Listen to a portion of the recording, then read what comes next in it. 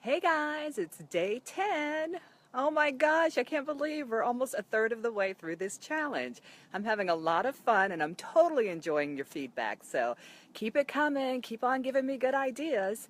Today, by special request, I'm going to give you top 3 things to do in terms of eating to help to fight inflammation, putting out the fires of inflammation.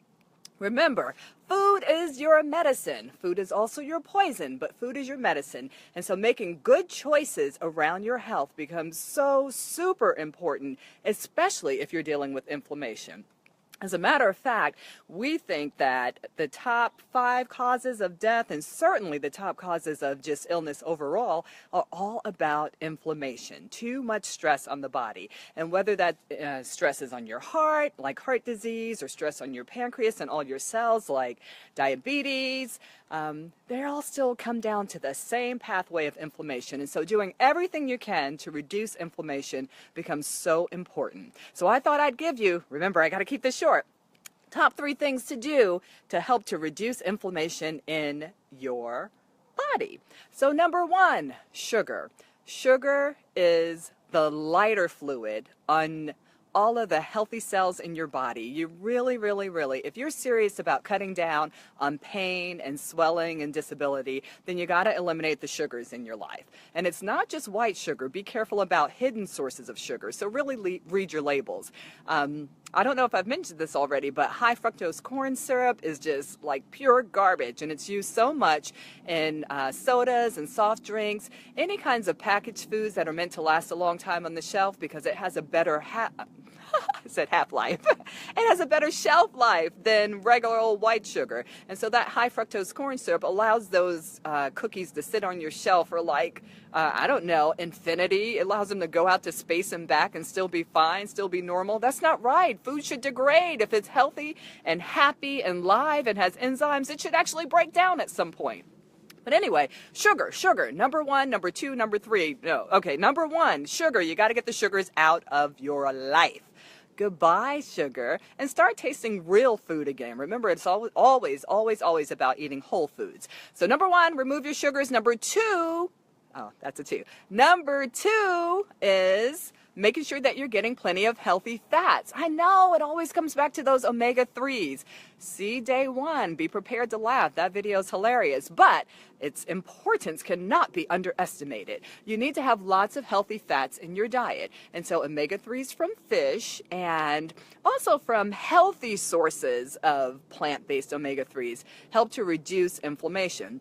So things like flaxseed oil, hemp seeds, not marijuana, but hemp seeds, chia seeds, all of those are great plant-based sources of omega-3s. And so including lots of diverse omega-3s is a good way to help reduce inflammation. So avoid the sugar, include your healthy fats. Remember, bad fats are the fried fats, so stay away from those.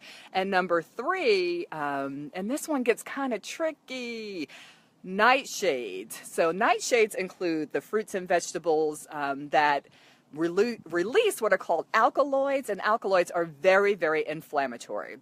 So if you are on fire and burning with inflammation, you should be avoiding things like peppers, tomatoes, eggplant, and potatoes. Those are all nightshade fruits and veggies. Got that whole tomato fruit thing. Okay, those are all nightshades, and those help to keep your fires of inflammation going. So you want to avoid those foods, especially when you are acutely inflamed. I want to add a 4. I know I said 3, but number 4 has to be gluten and gluten-containing grains. Gluten has been shown over and over again to break down the integrity of your gut wall. And we'll talk about that on another one of these. But fundamentally, there should be a nice tight barrier between the stuff inside your intestine, you know, the whole poopy thing, and the stuff on the other side, your blood vessels in your actual body. That intestinal wall should be the first line of defense. And gluten has been shown to break down the integrity of that wall and therefore to increase inflammation.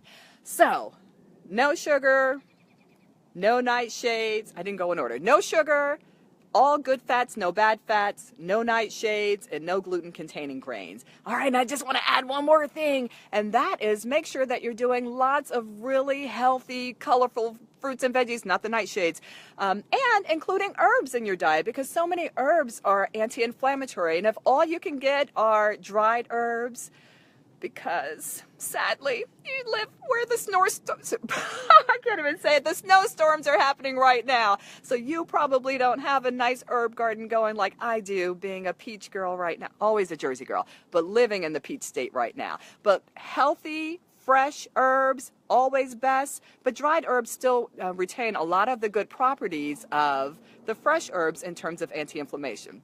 So don't just put pepper. In fact, I just said avoid the pepper, right? Don't put salt and pepper on your foods. Put some oregano on your foods. Put ginger on your foods. Put turmeric on your foods. Get really exciting and really creative with your herbs. No sugar, no bad fats, lots of good fats, no nightshades, no gluten, and include lots of herbs. Okay, that's it. Bye. See you tomorrow.